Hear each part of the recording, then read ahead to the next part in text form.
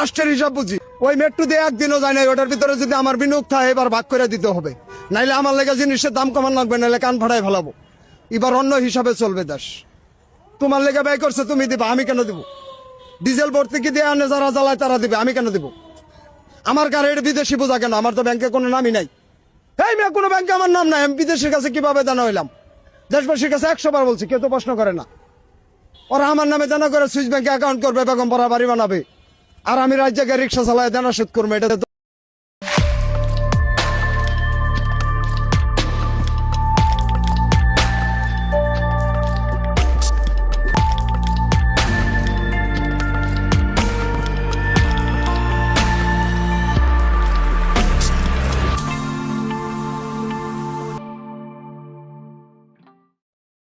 এই ভিডিওটা আগে দেখে রাখলাম এই জন্যে যে আজ যে আলাপ করবো, দেখবেন যে বাঙ্গু বুদ্ধিজীবীদের চাইতে এই দরিদ্র মানুষেরা ভালো বুঝে রাষ্ট্র, অর্থনীতি ভালো বুঝে, আর্গুমেন্ট ভালো বুঝে, ভালো তো আর্গুমেন্ট তুলে তারা। যাই হোক, আপনারা জানেন যে বিএনপি সরকার বাজেট দিছে, প্রথম বাজেট। আপনি পত্রিকার মেলা আলাপ দেখবেন কিন্তু কিছু বুঝবেন না, পরস্পর বিরোধী কথা। বাজেট আসলেই পত্রিকাগুলো ইউনিভার্সিটির মাস্টারদের যে জিগায় ক্যাঙ্কা হইল বাজেট, সেই মাস্টার গম্ভীরভাবে কিছু কথা বলে। সামষ্টিক অর্থনীতিতে ইতিবাচক ভূমিকা নিয়ে আসবে, তবে কর কাঠামোর সংস্কার না হলে এই বাজেট উচ্চাশায়ী হয়ে থাকবে। ওই মাস্টাররা যদি কন এর মানে কি, কন তো বুঝায় দেখবেন পাইতেছে না, এর মানে হইতেছে ওই নিজেই বুঝে না জিনিসটা কি, তো না বুঝলে মূল্যায়ন করবি কি? আমি বেনে কইতেছি না, দেখেন কি কইছে, উচ্চাভিলাষী, বাস্তবতা বিবর্জিত, স্বপ্ন বিলাসী ও রাজনৈতিক চমক নির্ভর। দেখেছেন, প্রস্তাবিত বাজেট অনেক বড় অঙ্কের, কিন্তু একই সাথে বাস্তবায়নের ক্ষেত্রে অসার বা ফাঁকা বলে প্রতিভাত হচ্ছে। মানে বাস্তবায়ন মনে করে ফেলিছে। মানুষের জীবনযাত্রার ব্যয় কমানো এবং নতুন কর্মসংস্থান সৃষ্টির কোনো আশাবাদ প্রস্তাবিত বাজেটে দেখা যাইতেছে না। বুঝে একেবারে উড়ে দিছে। বাজেটের মাস্টার ইকোনমিক্সের নোবেল প্রাইজ পেয়ে গেছে মনে হয় প্রত্যেকটা। আবার দেখেন, বাজেট ব্যবসা বান্ধব, সংস্কারমুখী, বাস্তবায়ন চ্যালেঞ্জ বিসিআই। এবার আপনারাই কন, কি বুঝলেন এই কথাবার্তায়? কিছু বুঝিছেন? কোন আগামাথা আছে কথাবার্তা আর নাই। বাঙ্গুরা অনেক জিনিসই বুঝে, কিন্তু একটা জিনিস একেবারেই বুঝে না, সেটা হইতেছে অর্থনীতি বা ইকোনমি।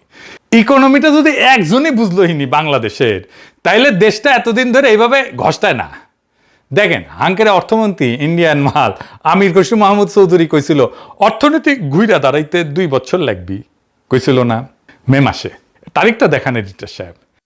বিগত সরকারগুলো থেকে সেটা মাইনাস মাইনাস এন্ড মাইনাস, এখানে যোগ কিছু নাই, সবগুলো ঋণাত্মক। এখানে এইগুলো আবার মেকআপ করতে হচ্ছে।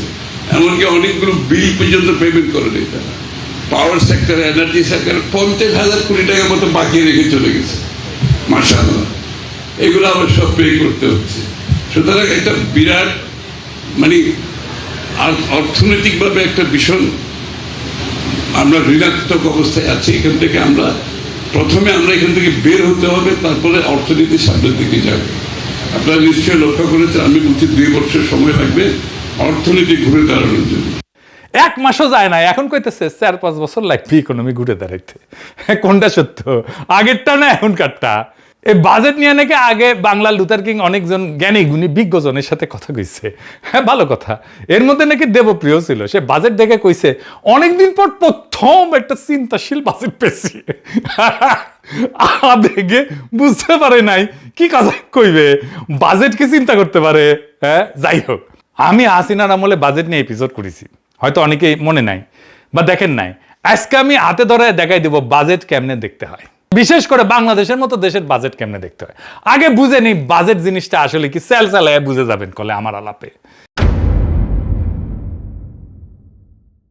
এটা দেশ চালাইতে তো টাকা লাগে, মন্ত্রী মিনিস্টার আছে, আমলা আছে, ঠোলা আছে, আর্মি আছে, কর্মচারী আছে, তাদের পালা লাগে, বেতন দেওয়া লাগে, ট্যাক্স তোলা লাগে, হাসপাতাল, স্কুল, রাস্তা, মেট্রো বানানো লাগে, এর জন্য টাকা লাগে। এই টাকা কেমনে তুলবে, কত টাকা তুলবে, আর এই টাকা খরচা করে কি হাতি ঘোড়া করবে, সেটার হিসাব হইতেছে বাজেট। সিম্পল জিনিস, খুবই সিম্পল, জলবত্তল রং। এই বাজেট করার আগে নাকি তারেক রহমান সরকার মেলা বুদ্ধিজীবী অর্থনীতিবিদদের সাথে আলাপ করছে, তারপরে এই বাজেট প্রসব করেছে।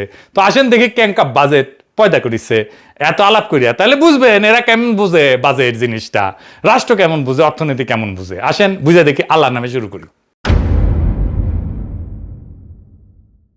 একটা সংখ্যা দিয়ে শুরু করি, মাত্র একটা সংখ্যা, 6.8%। এটা কি? এটা হইতেছে বাংলাদেশের কর জিডিপির অনুপাত। এই একটা সংখ্যা জানলে আপনি পুরা বাজেট বুঝে যাবেন, কেন রাষ্ট্র ঋণ করে, কেন গরিবের উপর কর চাপে, কেন এই মাথা মোটারা ইকোনমির কিছু বুঝে না। এই একটা সংখ্যার ভিতরে সব লুকে আছে। কর জিডিপি অনুপাত আসলে কি, এই আর কেনই বা এটা সব, এটা বুঝতে হলে একটা জিনিস বুঝতে হবে যে কর জিডিপি অনুপাত মানে কি, হাতি না ঘোড়া, মাথায় দেয় না খায়। একটা দেশ একটা বছরে যত সম্পদ তৈরি করে তার কত শতাংশ রাষ্ট্র কর হিসেবে তুলতে পারে। ভাবেন একটা বিশাল বাজার, সেখানে সারা বছর কেনা বেচা হইতেছে, কেউ সেল বেচছে, কেউ জামা কিনতেছে, কেউ বেতন পাইতেছে, কেউ কারখানায় মুনাফা করতেছে, কেউ কর্মচারী আছে। এই পুরা বছরের সব কেনা বেচা, সব আয়, সব মুনাফা, সব মিলায় যে সম্পদ তৈরি হয় তার নাম জিডিপি। ধরেন এই বাজারে সব মিলায় বছরে 100 টাকার লেনদেন হলো, এটাই এই বাজারের জিডিপি। বুঝে চাও? রাষ্ট্র এই বাজারের ভেতরে দাঁড়ায় আছে, এটা চান্দাবাজ। প্রত্যেকটা কেনা বেচায়, প্রত্যেকটা আয়ে, প্রত্যেকটা মুনাফায় তার একটা বখরা পাওয়ার কথা। বিক্রিতে ভ্যাট, আয়ে আয়কর, মুনাফায় কর্পোরেট কর, আমদানিতে ট্যাক্স, এই বখরাটাই কর। তাহলে প্রশ্ন, 100 টাকায় বাজার থেকে রাষ্ট্র কত টাকা ভাগ তুলতে পারলো, বখরা তুলতে পারলো? এটা হইতেছে রাষ্ট্রের ক্ষমতা। উন্নত দেশে তোলে 34 টাকা, বাংলাদেশে মাত্র 6 টাকা 80 পয়সা। এই 100 টাকার 6 টাকা 80 পয়সা, এটাই কর জিডিপি অনুপাত। বাজার বিশাল, কিন্তু রাষ্ট্রের হাতে আসে সামান্য। কর জিডিপি রেশিও এটা শুধু টাকার হিসাব না, এটা রাষ্ট্রের ক্ষমতার পরিমাপ। একটা রাষ্ট্র তার নাগরিক, বিশেষ করে ধনী নাগরিকের কাছ থেকে কতটা আদায় করতে পারে সেটাই বলে দেয় রাষ্ট্রটা কতটা শক্তিশালী। তুলনা করেন, ইন্ডিয়ার কর জিডিপি 12%, নেপাল এমনকি যুদ্ধবিধ্বস্ত অর্থনীতির দেশগুলো আমাদের চেয়ে বেশি তোলে। আমরা দক্ষিণ এশিয়ার সবচেয়ে নিচের দিকে। কেন উন্নত দেশ উন্নত, এই একটা সংখ্যাই বইলা দেয় গলে। ধনী দেশগুলো যেমন আমেরিকা, জার্মানি, ফ্রান্স, জাপান আছে না, তাদের গড় কর জিডিপি অনুপাত হইতেছে 34%। ডেনমার্ক তোলে 45%, ফ্রান্স তোলে 43%। এবার মিলান, বাংলাদেশ 6.8, মানে উন্নত দেশগুলো তাদের অর্থনীতি থেকে আমাদের চেয়ে 5 গুণ বেশি কর তোলে। এই 5 গুণের ভিতরে লুকায় আছে কেন তারা উন্নত। ডেনমার্কে সবার জন্য বিনামূল্যে শিক্ষা, বিনামূল্যে চিকিৎসা, বেকার ভাতা, এইসব আসমান থেকে পড়ে না, আসে ওই 45% কর থেকে, কর জিডিপি অনুপাত থেকে। রাষ্ট্র ধনীর কাছ থেকে আদায় করে, তারপর সবার জন্য খরচ করে। এটাই উন্নত রাষ্ট্রের মূল মন্ত্র। আর আমরা তুলি 6.8%। তাই এটা তুলে রাষ্ট্র কি দিতে পারবে? তাই স্কুল ভাঙা, হাসপাতালে বেড নাই, ওষুধ নাই, ডাক্তার থাকে না, রাস্তায় গর্ত, কম কর মানে দুর্বল রাষ্ট্র। দুর্বল রাষ্ট্র মানে নাগরিকের জন্য কিছু করতে না পারা। আর এটাই বিএনপি সরকারের টার্গেট দিছে যে 9.6% নাকি নিবি। হ্যাঁ, 5 বছরে 6.8 থেকে 9.6%। মানে সরকার নিজেই স্বীকার করে নিচ্ছে 5 বছরেও তারা 10% দিতে পারবে না। যেখানে ডেনমার্ক 45% আর উন্নত দেশগুলোর গড় হইতেছে 34%। বাংলাদেশ 5 বছরের চেষ্টা করে 10-এর নিচে থাকবে, উন্নত বিশ্ব যেখানে দাঁড়ায় আছে তার ধারে কাছেও না। একটা রাষ্ট্র যদি তার অর্থনীতির 10% কর হিসেবে তুলতে না পারে, তাহলে নিজের ভবিষ্যৎ নিজের অর্থায়ন করতে পারবে না। তো তাকে অন্যের উপরে নির্ভর করতে হবে, ঋণের উপরে নির্ভর করতে হবে, রেমিটেন্সের উপরে নির্ভর করতে হবে, বিদেশি সাহায্যের উপরে নির্ভর করতে হবে। আর যে নিজের খরচ নিজে চালাইতে পারে না, সে স্বাধীনভাবে সিদ্ধান্তও নিতে পারে না। কর জিডিপি 6.8% মানে শুধু কম রাজস্ব না, মানে এটা একটা পরনির্ভর রাষ্ট্র। আচ্ছা, এবার আসেন, এটা খুব ইন্টারেস্টিং জায়গা দেখি। সরকার তো ট্যাক্স তুলবে, কিভাবে তুলবে? তার ইনস্টিটিউট দিয়া, তাই না? কর্মী বাহিনী দিয়া। তো জনগণ তো তার সেবা দেখবে, সরকারের সেবা দেখবে, এমন ভাবে দেখবে যে মানুষ আগ্রহ নিয়ে ট্যাক্স দিবে। সে জানবে যে এই ট্যাক্সের টাকায় এমন সব সেবা আর সুবিধা পাবে যে সেটা নিজেও ব্যবহার করতে পারবে। এই যে রাষ্ট্রযন্ত্র আমরা পালি, পুলিশ, আর্মি, আমলা, কর্মচারী, এসব তো নাগরিকদের জন্য রাষ্ট্রের সেবা নিশ্চিত করার জন্য, তারাই তো ট্যাক্স তুলবে। তাহলে আসেন দেখি এই বিপুল রাষ্ট্রযন্ত্রকে পালতে আমরা কত খরচা করি আর তার তুলনায় কি পাই। এই বাজেট তো 9,38,000 কোটি টাকা, তাই না? কাদের জন্য? সবাই লাফাইতেছে, ইতিহাসের সবচেয়ে বড় বাজেট দিছে বিএনপি। তো এই বাজেটের টাকা কার জন্য খরচা হবে? আমার আপনার জন্য না, আমার আপনার জন্য না। এই বাজেটের 4/3 ভাগ সরকারের পরিচালন ব্যয়, মানে বেতন ভাতা, প্রশাসন, অফিস, গাড়ি আর পুরানো ঋণের সুদ। মোট বাজেটের 74.5%, প্রায় 3/4। মানে কি দাঁড়াইলো? বাজেটের প্রত্যেক 4 টাকার মধ্যে প্রায় 3 টাকায় চলে যাবে রাষ্ট্রযন্ত্রটাকে সচল রাখতে। সরকারি কর্মচারী বেতন, অফিসের খরচ আর অতীতের দেনার সুদ। এই 3 টাকা কোনো নতুন কিছু তৈরি করবে না, কোনো কারখানা না, কোনো রাস্তা না, কোনো হাসপাতাল না। শুধু সরকারি বেতন ভাতায় 89,380 কোটি টাকা, বাজেটের প্রায় 9.5%। সুদ 1,27,500 কোটি টাকা, আরো 13.5%। দুইটা মিলে বাজেটের প্রায় 1/4, শুধু বেতন আর সুদ। একটা উন্নত রাষ্ট্রে বাজেটের সিংহভাগ যায় নাগরিকের দিকে, আর বাংলাদেশের 3/4 যায় রাষ্ট্রযন্ত্রের দিকে নিজেকে টিকায় রাখতে। সেই রাষ্ট্রযন্ত্র যা ট্যাক্সের টাকা তুলতে পারে না, কোনো সেবাই দিতে পারে না, না স্বাস্থ্য, না শিক্ষা, না অবকাঠামো, না ব্যবসার সুবিধা। একটা উন্নত দেশে বাজেট হইল নাগরিকের জন্য রাষ্ট্রের খরচ, বাংলাদেশের বাজেট হইল রাষ্ট্রযন্ত্র টিকায় রাখার জন্য নাগরিকের খরচ। উন্নত রাষ্ট্র সংগ্রহ করে জনগণের কাছ থেকে, ফেরত দেয় জনগণকে, আর আমাদের রাষ্ট্র সংগ্রহ করে জনগণের কাছ থেকে, খরচ করে নিজের জন্য। যে বাজেট তার নিজের অস্তিত্ব টিকিয়ে রাখতে 3/4 নষ্ট করে ফেলে, খাইয়া ফেলে, সে বাজেট জনগণের ভবিষ্যৎ গড়ার বাজেট না, সেটা রাষ্ট্রের আত্মরক্ষার বাজেট। বাজেটের একক বৃহত্তম খাত কোনটা জানেন? জনপ্রশাসন। মোট বাজেটের 15%, শিক্ষার চেয়ে বেশি, স্বাস্থ্যের 2.5 গুণ, প্রতিরক্ষার 3 গুণ। বাজেটের সবচেয়ে বড় খাত নাগরিকের শিক্ষা বা স্বাস্থ্য না, প্রশাসন নিজে। যাদের সার না বললে মাইন্ড করে, সেই জনপ্রশাসন যারা হাসিনার আমলে বিনা ভোটে নির্বাচন করছে, সেই জনপ্রশাসন যারা হাসিনার পড়ার পরে ইউনূস সরকারের কাছ থেকে বেতন বাড়াই নিচ্ছে, সেই জনপ্রশাসন যারা বাংলাদেশের সম্পদ লুট করে অবসর জীবনে পশ্চিমে পাড়ি জমায়, সেই জনপ্রশাসন যাদের বেতনের টাকায় সংসার ঠিক মতো চলার কথা না থাকলেও পোলা মাইয়ারা বিদেশে পড়াশোনা করে, নিজের হেলথ চেক আপের জন্য যায় বিদেশে। একটা প্রশাসনের মূল কাজ 2টা, কর আদায় করা আর সেই টাকায় সেবা দেওয়া। আর এই প্রশাসন অর্থনীতির মাত্র 6.8% কর তুলতে পারে, মূল কাজেই ব্যর্থ। অথচ বাজেটের সবচেয়ে বড় খরচ এই প্রশাসনই চালানো হয়। একটা কোম্পানির কথা ভাবেন, যার সেলস ডিপার্টমেন্ট বিক্রি করতে পারে না, অথচ কোম্পানির সবচেয়ে বড় খরচ সেই ডিপার্টমেন্টের বেতন হয়। এই কোম্পানি, বেসরকারি প্রতিষ্ঠান টিকবে 1 বছরও টিকতো না, কিন্তু বাংলাদেশ টিকে আছে। কিভাবে টিকে আছে? আমাদের রক্ত চুষে চুষে। একটা উন্নত দেশে একটা বিশুদ্ধ প্রশাসন, সরকার চালানো খরচ কখনোই বাজেটের বৃহত্তম খাত হয় না। তাদের বাজেটের শীর্ষে থাকে সামাজিক সুরক্ষা, স্বাস্থ্য, শিক্ষা, নাগরিকের সেবার জন্য যা দরকার। প্রশাসন সেখানে সেবা বিতরণের একটা ছোট্ট খরচ মাত্র। আমাদের এখানে প্রশাসনের শীর্ষে। একটা উন্নত রাষ্ট্রের বাজেটের চেহারা নাগরিক কেন্দ্রিক, আমাদের বাজেটের চেহারা প্রশাসন কেন্দ্রিক।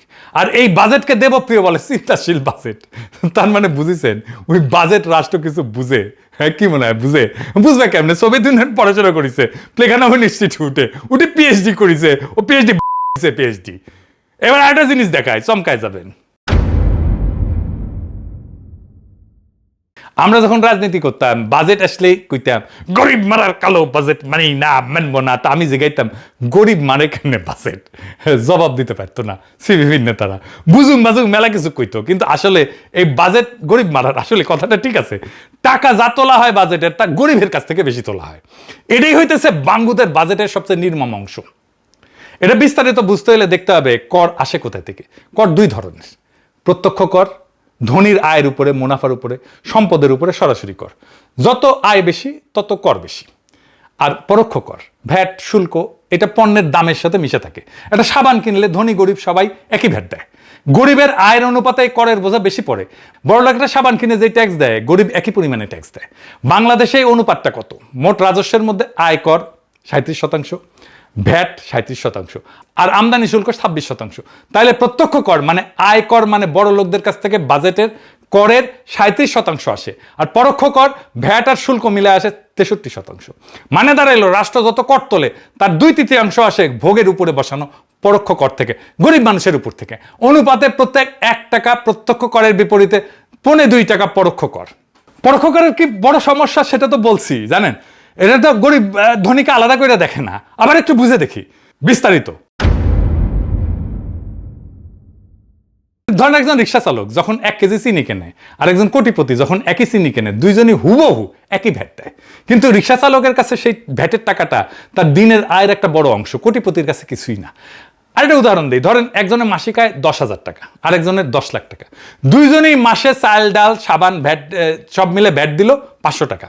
গরিব মানুষটা আয়ের 5% চলে গেল ভ্যাটে, ধনী মানুষটার গেল 0.05%। 100 গুণ পার্থক্য। দুই মানুষে একই ভ্যাট দিল, একই সেবা পাইল, কিন্তু পার্থক্য 100 গুণ। একই কর, কিন্তু বোঝা উল্টা দিকে। যত গরিব তত বেশি বোঝা। এটাই পরোক্ষ করের আসল চেহারা। আর বাংলাদেশের রাষ্ট্র চলে মূলত এই করের 2/3। তাহলে গরিব মারার কর ব্যবস্থা না এটা? এবার উন্নত দেশের সাথে মিলান, আর মন দিয়ে শোনেন সংখ্যাটা। ধনী দেশগুলোতে ভোগের উপরে বসানো কর মানে আমাদের ভ্যাট শুল্কের সমতুল্য, মোট করের মাত্র 31%। আমেরিকায় আরো কম, 17%। আর সেখানে বেশিরভাগ কর আসে আয়ের উপরে, মুনাফার উপরে, সামাজিক নিরাপত্তা অবদানের উপরে, সরাসরি প্রত্যক্ষ কর। পার্থক্যটা ধরেন, বাংলাদেশে ভোগের কর 63%, উন্নত দেশে 31%। মানে আমরা সাধারণ মানুষের ভোগের উপরে তাদের চাইতে দ্বিগুণ হারে নির্ভর করি, আর তারা ধনী আয়ের উপরে আমাদের চেয়ে অনেক বেশি নির্ভর করে। একটা পার্থক্য বলে দেয় দুই ধরনের রাষ্ট্রের চরিত্র। উন্নত রাষ্ট্র ধনীর কাছ থেকে আদায় করে, গরিবকে রেহাই দেয়। আমাদের রাষ্ট্র গরিবের ভোগ থেকে আদায় করে, ধনীকে রেহাই দেয়। এটাই জিনিস, এটাই কর, কিন্তু উল্টা দিকে বসানো। আমরা তো আমেরিকায় গালি দিতে দিতে একেবারে হয়রান হয়ে যায়। সাম্রাজ্যবাদ সাম্রাজ্যবাদ নিপাত যায়। দেখেন তাদের কর ব্যবস্থাটা কেমন গরিব বান্ধব। তা এখন কেন বাংলাদেশ রাষ্ট্র ধনীর আয়ের উপরে কর তুলে অনুপাত তুলতে দিতে পারে না? কেন উন্নত দেশে পারে? কারণ যেই শ্রেণী প্রত্যক্ষ কর দেবে তারা বড় ব্যবসায়ী, শিল্পপতি, জমির মালিক। রাষ্ট্র তাদের উপরে নির্ভরশীল। নির্বাচনে টাকা লাগে, দল চালাতে টাকা লাগে, ক্ষমতায় থাকতে ব্যবসায়িক জোট লাগে। ফলে রাষ্ট্র সেই শ্রেণীকে শাসন করে না, তাদের সেবা করে। আর কর তুলে আনে যাদের কোনো দর কষাকষির ক্ষমতা নাই, সাধারণ ভোক্তার কাছে থেকে। প্রত্যেকটা কেনাকাটার ভিতরে লুকায় সে করটা তোলে। তাই এই যে কর জিডিপি রেশিও 6.8%, এটা কোনো টেকনিক্যাল ফেলিওর না, এটাই সিস্টেম। এইভাবে বানানো হয়েছে সিস্টেম। এটা একটা রাজনৈতিক সত্য। এই রাষ্ট্রের সাথে তার ধনী নাগরিকের প্রকৃত কোনো করের চুক্তি নাই। শ্রেণী আছে, কিন্তু রাষ্ট্র তাদের কর জালের মধ্যে আনতে সক্ষম না, কারণ রাষ্ট্রটাই সেই শ্রেণীর হাতে বন্দী। এই কারণে আমাদের কর জিডিপি রেশিও বাড়ে না। আর একটা জিনিস দেখেন, কর কম ওঠার জন্য কি কাফফারা আমরা দিই। পর্যাপ্ত কর তুলতে না পারলে সরকারকে ঋণ নিতে হয়, যে ঋণ নিছে তার সুদ দিতে হয়। এই সুদে এক বছরে কত দিতে হবে জানেন? এই এক বছরে 1,27,500 কোটি টাকা। 1,27,500 কোটি টাকা। শিক্ষায় 1,36,000 কোটি টাকা, সুদে 1,27,500 কোটি টাকা। সুদের বিল শিক্ষা বাজেটের প্রায় সমান।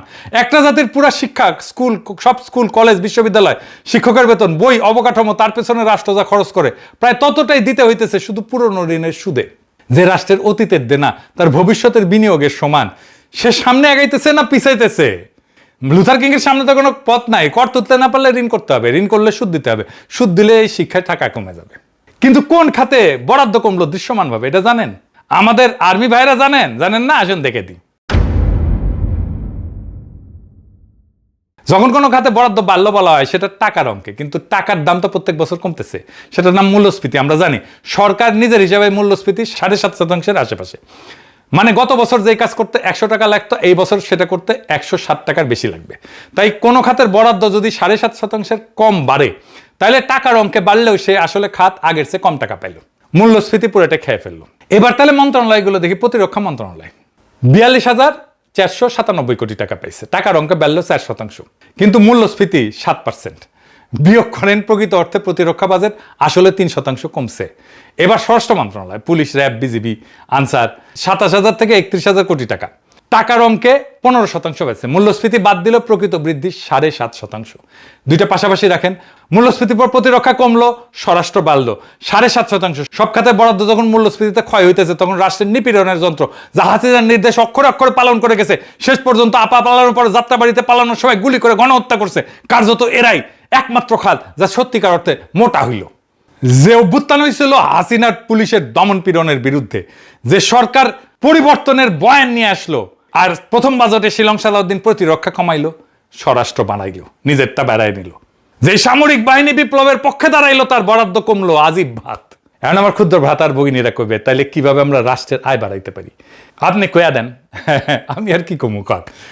আপনারা দেখছেন জামাত এনসিপি দুই দলে বিকল্প বাজেট দিছে না, দুই দলের একটা টিম কাজ করছে না? করছে তো। তারপরে ওই দুই দলের একবারের জন্য আমার কিন্তু জিগাইনি, আচ্ছা বলেন তো আমরা একটা বিকল্প বাজেট দেবো, আপনার মতামত কি? তারেক রহমান তো দেবপ্রিয়রে ডাকছে, তাই না? দেবপ্রিয় তো বিএনপি করে না, তাও ডাকছে। জামাত আর এনসিপি কোন পিওরে ডাকছে? নাকি কাউরি ডাকে নাই? আমার ধারণা কাউরি ডাকে নাই, কারণ ওরা তো সবার থেকে বেশি বুঝে। জামাত এনসিপি যে বিকল্প বাজেট দিচ্ছে, আমি কোনো মূল্যায়ন করব না, আপনারাই এই আলাপ করলাম, তার আলোকে দেখবেন ওরা এমন কি বিকল্প বলছে যা লুথার কিং দিছে, তারা একই জিনিস দিছে, কোনো বিকল্প দেখায়নি। আপনারা দেখেন সংসদে কি আলাপ করে, কোনো বুদ্ধিদীপ্ত আলাপ করতেই পারবে না এরা। তারপরে বলি, আমি এই বাজেট নিয়ে কাজ করলে কি করতাম? কর জিডিপি 6.8 থেকে বাড়াইতাম আমি। কর বাড়ানোর কথা উঠলে সরকার একটা কাজই করে, যে ইতিমধ্যে যারা কর দেয় তার ঘরে আরো ট্যাক্স চাপায়, ভ্যাট চাপায়, করদাতার হার বাড়ায়। এটা আত্মঘাতী, কারণ এটা একটা ছোট জালে বারবার নিংড়ানো হয়। ওই বেতনভোগী মধ্যবিত্ত আর নিয়মে চলা কোম্পানি যারা এমনিতেই ফান্দে আটকা, ফল উল্টা হয়, করের ভয়ে বাকিরা ওই জালের বাইরে থাকে, ভিত্তি আরো ছোট হয়। এটা কোনো সমাধান না, এটা একটা দুষ্ট চক্র।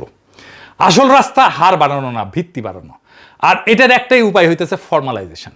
এটা সংখ্যা শোনেন, আমাদের কর্মসংস্থানের 88% ইনফর্মাল। প্রায় 9 কোটি মানুষ এমন এক অর্থনীতিতে কাজ করে যা রাষ্ট্রের চোখে অদৃশ্য, অথচ এরা কিন্তু অর্থনৈতিক ইকোনমির ভেতরে আছে। তারা সম্পদ সৃষ্টি করতেছে, কেনাবেচা করতেছে, আয় করতেছে, কিন্তু কর জালের বাইরে আছে। কর জিডিপি 6.8 মানে এই অর্থনীতির বিশাল অংশটা রাষ্ট্রের নাগালের বাইরে। এইটা একটা ছায়া অর্থনীতি, এটার আলোয় আনতে হবে। এটাই হওয়া উচিত কেন্দ্রীয় অগ্রাধিকার, কারণ এইটাই কর বাড়ানোর একমাত্র সৎ যন্ত্র। কেন? রাষ্ট্র যা মাপতে পারে না তার তো শাসন করতে পারে না। কর তো দূরের কথা, যে অর্থনীতি পরিসংখ্যানে নাই সেখান থেকে রাষ্ট্র 1 পয়সাও তুলতে পারবে না, পারবেই না। আর সেই মানুষগুলো 1 পয়সা দেবেও না। ইনফর্মাল মানুষ কেন কর দেয় না? কারণ কর দিয়া বিনিময়ে তো সে কিছু পায় না। রাষ্ট্র যদি বলে যে তুমি আমার কর দাও, তা মানুষ কবে কেন তুমি আমার জন্য কি করো, তোমার আমি কেন কর দেবো? তাই কাজ হয় তখন একটাই দ্বিমুখী, তুমি কর দাও, বিনিময়ে পাও কিছু। কি কি? পেনশন পাও, দুর্ঘটনা বীমা পাও, ব্যাংক ঋণ পাও, আইনের সুরক্ষা পাও, রাষ্ট্র পায় রাজস্ব, আর এই ইনফর্মাল সেক্টর পায় সুরক্ষা, এর কর্মীরা পায় সুরক্ষা, এরা পায় পুঁজি, তাদের বৃদ্ধির একটা সুযোগ সৃষ্টি হয়। এটাই সেই কর চুক্তি যা আমাদের কোনোদিন হয় নাই। আমার হাতে ক্ষমতা থাকলে 9 কোটি মানুষের ছায়া থেকে তুলে আনতাম, তাদের স্বীকৃত করতাম, সুরক্ষিত করতাম, দৃশ্যমান করতাম, ইকোনমির মধ্যে আনতাম, ফর্মাল ইকোনমির মধ্যে আনতাম। কর বাড়াইতাম কিন্তু হার বাড়াইতাম না। মানুষকে জালে এনে সেইখানে জালে আসাটাই লাভজনক সেটা দেখাই দিতাম। 10 বছরে এই দেশ বদলাই যেত। মনে আছে না শুরুতে যে গরিব মানুষের ভিডিও দেখাইলাম, যারা বিশ্ববিদ্যালয়ে পড়ে নাই, যারা গম্ভীর মুখে সামষ্টিক অর্থনীতির বুলি কপসায় না, তারা কিন্তু একটা জিনিস ঠিকই বোঝে, তারা বুঝে রাষ্ট্র তাদের কাছ থেকে ন্যায় ফেরত দেয় না। এই সহজ সত্যটা এই বাঙ্গ বুদ্ধিজীবীটা 5টা ডিগ্রি নিয়েও বুঝে না, কারণ বুঝতে চায় না। দেবপ্রিয় সাহেব এই বাজেটকে দেখে আবেগে কইল চিন্তাশীল বাজেট। আমি আপনাদের হাতে ধরে দেখাইলাম এই বাজেটে চিন্তার চও নাই, আছে শুধু একটা রাষ্ট্রযন্ত্র যে নিজের টিকায় রাখতে 4 টাকা 3 টাকা খায়া ফেলে। বাঙ্গুদের এই গরিব মারার বাজেট কোনো নিয়তি না, কোনো অভিশাপও না, এটা একটা পছন্দ। এটা বদলানো যায়, 10 বছরে এই দেশটারে বদলায় দেওয়া যেত। দরকার একটাই জিনিস, সাহস আর বুদ্ধিমত্তা। ধনীর দরজায় যায় কর চাওয়ার সাহস, নিজের আমলাতন্ত্রের জবাবদিহি করানোর সাহস, গরিবের পকেট থেকে হাত সরায় ধনীর পকেটে হাত দেওয়ার সাহস। এই বাজেট সেই সাহস দেখায় নাই। কিন্তু মনে রাখবেন, পথটা বন্ধ না, কোনোদিন বন্ধ ছিলও না। আমরা শুধু সেই নেতৃত্বটা পাই নাই যে এই পথে হাঁটবে। কিন্তু একদিন হবে, একদিন না একদিন হবে। শুধু স্বপ্নটা দেখেন, স্বপ্ন করলে একদিন না একদিন সত্য হয়। স্বপ্নটা দেখে যাইতে হবে। সেই দিনের অপেক্ষায় আমরা থাকলাম। ইনকিলাব জিন্দাবাদ।